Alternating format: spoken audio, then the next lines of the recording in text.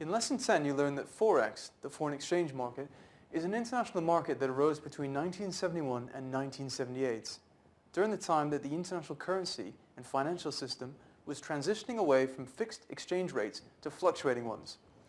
The foundation of Forex is the exchange of one currency for another. It is the relationship between two exchange rates that determines supply and demand among market participants. Today, Forex is not a market in the traditional sense of the word, as there is no single center or trading floor, which is the case with a currency futures market or commodities exchange. Trading is done via telephone through trade terminals at hundreds of banks across the globe.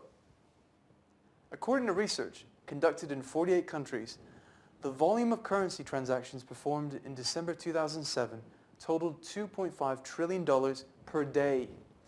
To put this into context, daily trading totals $10 billion on the London Stock Exchange and only $50 billion on the New York Stock Exchange.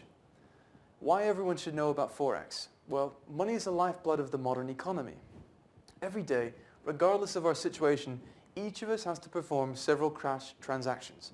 Considering this, it wouldn't be a bad thing to know how much this money is worth, how its value changes, and what methods we can employ to increase its value. Here's several examples.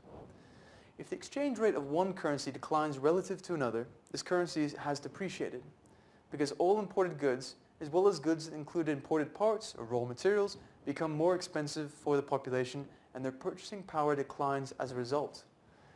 If the exchange rate of one currency relative to another, then there is an increase in imported goods in the country and the purchasing power of the population increases, which leads to a great dependence on imports, a decline in the competitiveness of domestically produced goods, and a rise in suppressed inflation.